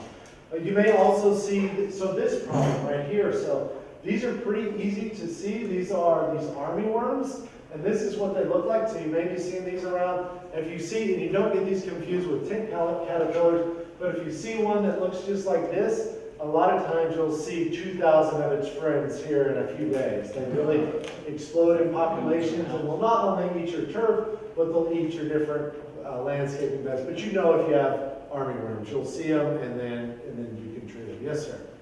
Yeah, what's your feelings about, I've used Tide washing powder to do it. What's your feelings, okay? Use what? Tide washing powder. Tide? So I'm not sure. So there's different, there's different kind of home remedies that folks have used. The thing that I would be concerned with Tide, there are different soaps like the Blue Dawn is actually least toxic than a lot of them. And one of the things when you do that, if you incorporate it with something you're trying to apply, it will help kind of distribute some of whatever that chemical is a little bit better so it goes on the surface of the leaf. Also with insects, it will dehydrate them. So just like washing, something like we're washing our hands with Blue Dawn, and it washes all the oil off of our hands. Sometimes they'll dry out. That happens to the insects too. I've never used Tide. Sometimes those Tides will have a lot of phosphorus in them, and so that phosphorus can actually damage your landscape in different ways too. So I would probably, my first choice would be to apply something per label instruction. So if you're going to buy something to treat the grubs, and just, and there may be some organic options that are a little bit cheaper with that as well. But I'm not familiar, I haven't used that technique though. Scale is another one you'll see. One of the things to look for in scale is if you have white kind of spots all around your landscape, and you look down there and it kind of looks like these like kind of hard, fuzzy looking insects, a lot of times that's scale. And you can treat those with different horticultural oils, different chemicals, organic and inorganic. There's a lot of fungal diseases too, and it's very hard sometimes to tell which fungal disease is causing the die-off in your landscape. So if you start to see something like this, and this is a little bit hard to see, but what shape do you see right here? So it's a little bit of a circle. A lot of different fungus. The way it spreads is the spores will kind of go out in a perfect radius, which is really unique and interesting. So if you have something that looks like this, a lot of times it's brown patch. So it'll be dead in the middle, yellowing on the outside in a circle. So that's brown patch. Take-all patch, sometimes it's kind of like this amoeba shape in your landscape, but it's kind of more uniform throughout. And the best way to tell if it's take-all patch is to dig up the root. So this is a healthy root, and this is a root that has take-all patch. And you can see that the roots are very, very skinny, or sometimes they'll be very stunted. The good news is a lot of the fungus can be, if you realize you have a fungal problem, a lot of them can be treated similar ways. So whether through a fungicide, sometimes fungal problems will go away on their own if we have a dry spell. If we've been getting rain for 3 weeks solid, and then we don't get as much rain, you'll see less fungal problem. Sometimes the damage has already been done, there's a population you need to control. Sometimes it's because of overwatering. If you overwater an area, especially a more shady area that only gets like eastern sun, then the fungal issues could be your overwatering. So if you cut back the water a lot of times, and anytime you do have a fungal problem, I think cutting back the water is a good option as well. Until you control it and you get it to recover. Okay. And then leaf spots. So leaf spots, one we see a lot in St. Augustine grass. It's one that a lot of times watering has to do with it. It's not really a major problem if you have a little bit of a leaf spot. Once it dries out, it's no big deal. Cut back your water in those areas. So we're kind of running out of time, and I want to get through to have some more questions. But we'll go through the weed section. So there are 3 different types of weeds. There are annuals. So like we talked about our bluegrass, that's a weed that grows and produces its seeds in 1 year. With your annual weeds, that's when really you want to use your pre-emergent. Your annual weeds, if you pull your annual weeds that have already gone to seed, it's already put down its next generation. So that's less effective than some of your perennial weeds.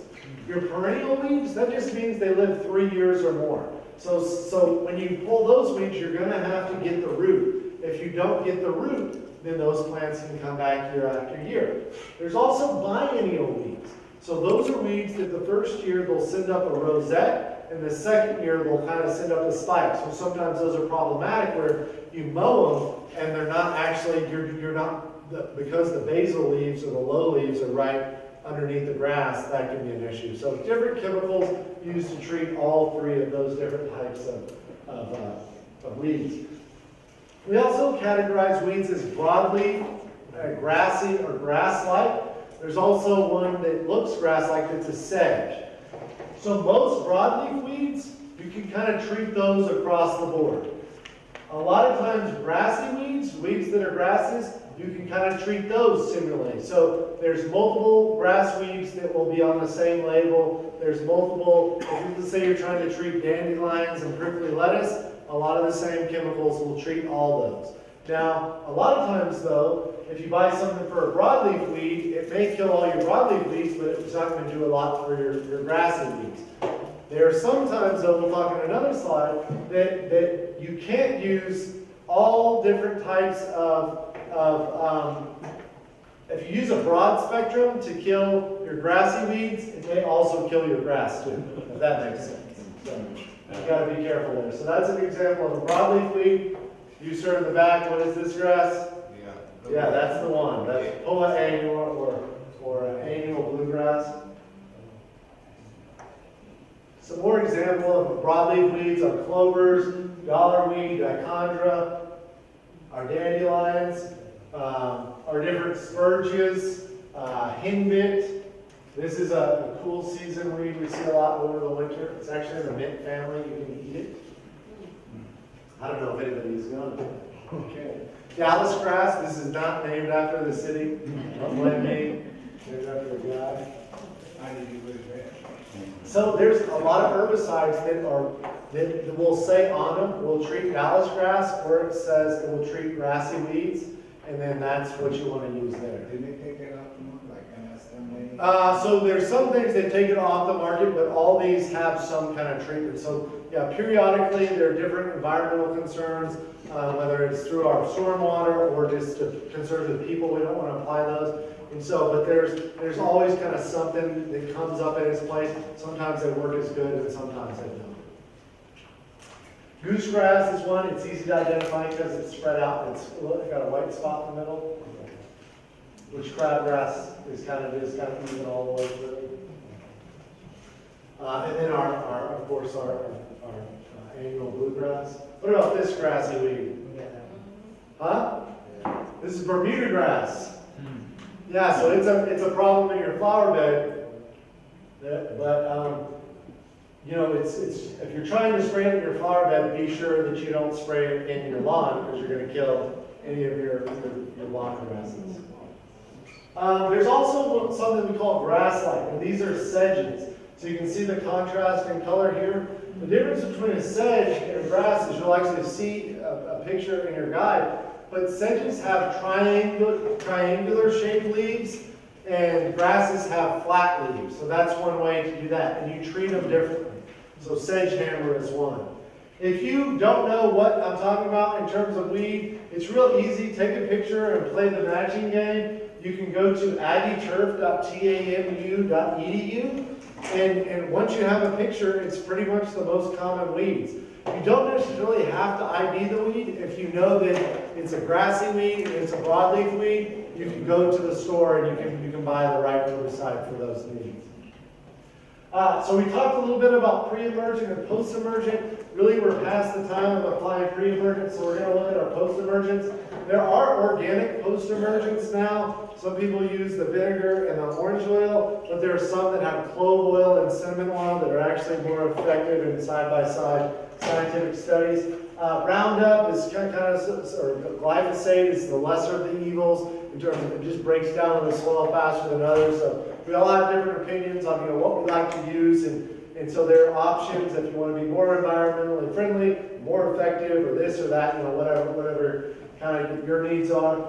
There's also organic pre-emergent. So corn gluten meal is one. The corn gluten meal, though, you really have to time it right. Sometimes you have to make multiple applications if we get heavy rains, but it will work. And just all different types of companies that have different weed killers.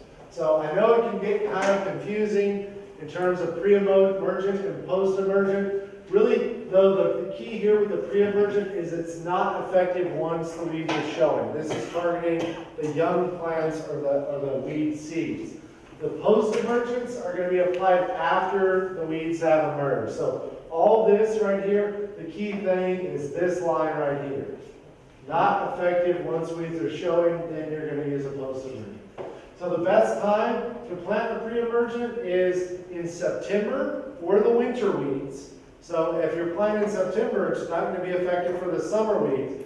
If you want to hit them, then you're going to apply it in February to March. Our post-emergent herbicides, like I said, they're all different types. If you know, so your weeds already come up, that means you have to use a post-emergent herbicide.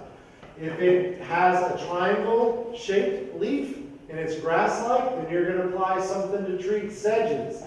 If it's a grassy weed, then you're going to apply something that has a crabgrass killer or something for grassy weeds. There's also some that have combinations in there, so that may be something that you want to use. And then there's also broad spectrum or organic herbicides too. With any of the broad spectrum weed killers though, you have to spot spray. If it's selective, then it's going to kill the broadleaf weed and not the grass, or the grass-like weed and not the grass. So selective and non-selective, and that I believe is the next slide. So I have a question. Yes, ma'am. For the one that had the red bear, now, will that not kill the grass? Will that just kill? Yeah, so this one won't kill the grass. If it says, if you look on here and it says selective, then that's the one you want. So this is going to kill the grass-like weeds, and it's going to kill the broadleaf weeds. But that's what we're looking for here. We're looking for selective and non-selective. So the non-selective, this will kill anything. This will kill anything you spray it with. So you spray it on your roses, it's going to kill it. You spray it on your tree, it's going to kill it. Which, can be problematic with different situations. Just Yeah, once the weeds are there, like I said, and you're trying to kill them, after you treat them, when they leave your yard, I heard if you treat them and then cut your yard, at some point he'll come up. But I've been pulling them by hand, because even though I may treat it, it's still in my yard, the weeds are. yeah, so if you treat it, a lot of times what happens is, it's called the mode of action. So all different herbicides kill weeds in different ways. Like some of them cut off the phosphorus, so they can't pick up phosphorus, they can't photosynthesize, they die. But if the weed is dead and it hasn't gone to seed, it's not going to hurt anything in your yard. Now some weeds, if it kills it like 3/4 the way and it's got a deep taproot, you may have to apply it again. So that's the thing. But once you win your battle on weeds, or once you start to win it, it's a lot easier to manage. I know sometimes people will look and they, my yard's all weeds, and you want to start over. But if you're mowing the right way, if you're pulling them by hand, if you're using the right herbicides in the right manner, eventually you're going to win that battle. But what you want to do is over time reduce the seed bank in your yard. So all those, if a weed sends 10,000 seeds out, then you want to go ahead and reduce that population to where it's not going to come up year after year. So I think this is kind of the end of it on weeds. The selective, basically, just to reiterate, the selective herbicides, that's going to kill one type of plant, not another. The non-selective or the broad spectrum will kill pretty much anything. Does that make sense? And when you go to the store, if you just learn a little bit to get more familiar with the terminology, pretty much all you need to know is right there on the label. You can ask people for help. A lot of times they'll ask people for help. It's better to go to a local nursery. Just sometimes they've been in business for longer. I also want to kind of close with this. Anybody here in a homeowners association? So a few people. There's something called Senate Bill 198. This is for folks in a homeowners association or not. But it's just basically a bill that was passed in 2012 that allows citizens the right to compost on their property. They may encourage you to compost in your backyard or an area where it's not going to, you're going to do it properly, where you're not going to attract different pests or anything like that. It also allows you the right to install rain barrels and use rainwater harvesting. Again, you may not want to put the rain barrel right in front of your yard if it doesn't kind of fit in with your neighborhood. Maybe you want to put it on a side house covered with a bush, or put it in your backyard, make it look pretty. Efficient irrigation systems. So if they said you all have to have these type of pop-ups, you don't have to do it. They can't tell you can't have drip irrigation. Nobody can tell you that. Also drought-resistant landscaping. So the times pass and people give you a list of 15 plants and say you have to use these plants, or you have to use fescue or St. Augustine. The law actually gives homeowners the right to use the right type of plant material. And it's the same thing with natural water conserving turf. I mentioned we were EPA WaterSense partner. when you're looking for different things at new faucets, just look for that label. It's just like the Energy Star program with water. It's gonna save you money in the long run. If you ever get a chance, you can come out and I can give you a tour of the landscape there. We ask them for tours that you have like a gardening group or 10 more people. We'll give you a guided tour, or you can come out and you set up and you check in with the front office and you can just do a walking tour outside the landscape there. So I will end with that and open it up for questions. I know we're running out of time and a lot of y'all want to head home. Yes, ma'am. One quick question. Do you recommend using the cloth under mulch? Yeah, so she asked about the cloth under mulch. So a lot of times the black thick material called landscape fabric, it doesn't really allow water infiltration. And so there's something else, another product called filter fabric that underneath areas like walkways, different areas, paths, we like to use that. But in most areas, I will just mulch with 2 to 4 inches of mulch. And one of the things that does is it suffocates the weeds. It kind of blocks up sunlight so they can't germinate. But then also it makes them easier to pull in your flower beds. And so maintaining 2 to 4 inches of mulch. Let's say you put in 4 inches of mulch, some of that breaks down, some of that settles. So the next year you're just going to add a little bit more and kind of maintain it. I think you had the next question? Yeah. You mentioned earlier about Bermuda taking over St. Augustine. Uh-huh. Is there any way to encourage the St. Augustine to be the winner?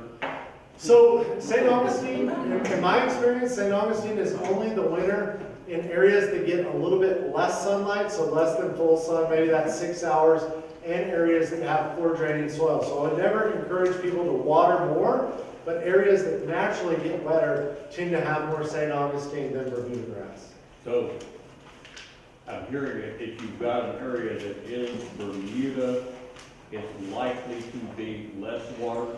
Yes, probably. Not always across the board. Check the nozzles. Yes.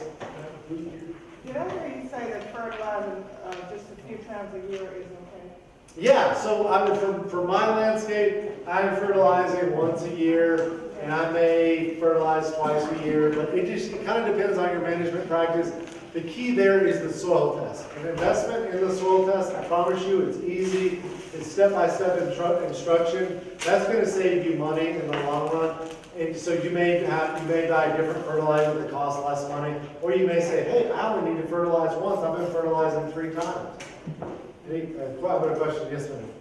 This is regarding weeds again. We live on a corner lot, so there isn't any other homes next to us. So is that a reason to also why the weeds are increased the way they are?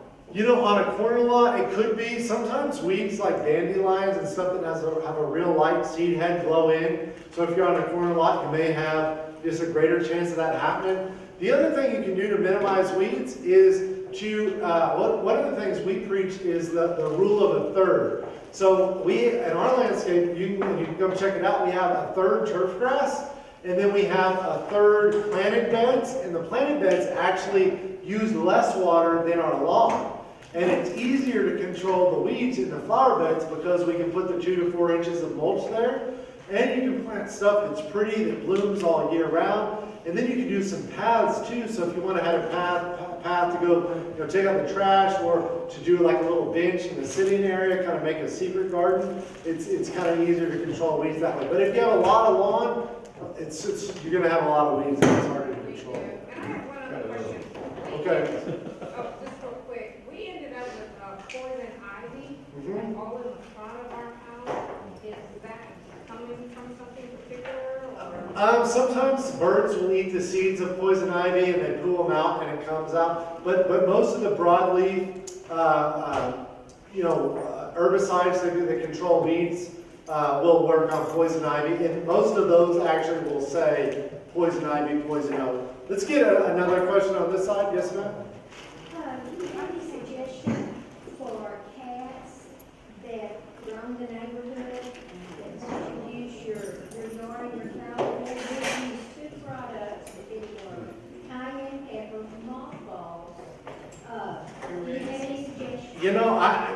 With cats, maybe you'd have to keep an eye on them. but I know it's worked with my chickens and it's worked with my sister's cat, is water hose with the power nozzle on it. But you can only squirt them, you know, when you're home, and so, but they would know that's that mean lady that squirts me. No, I'm sure you're a very nice lady. But really, I mean, that's what I do with my backyard chickens. If they came near my vegetables, I would squirt them, and then it got to where I would just have to kind of reach for it, and then they'd run away. But I know that works with training cats using a squirt bottle. Any other questions? Or any other questions? We just recently planted a small tree. Did you recommend additional fertilizer or anything? We got an area of the yard that doesn't like to grow trees. Yeah, sure. So trees definitely have a different, so when you get your soil test done, you can get a soil test done for, and it's recommended that you test the soil and you manage it differently for your turf than you do your flower beds, you do your vegetable gardens and your trees.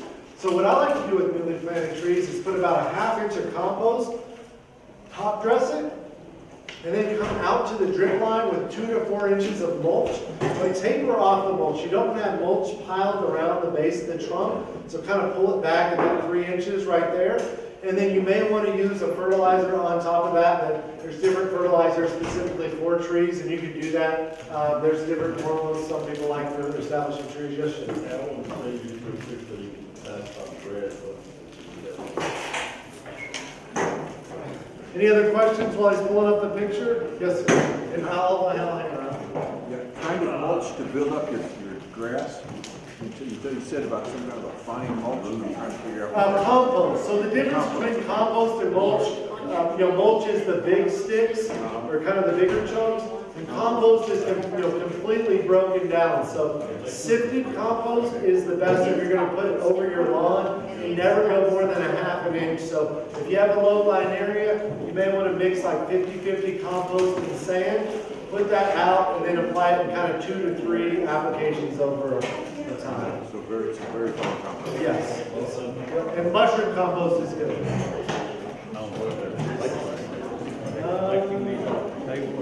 It's hard to see. I think that it is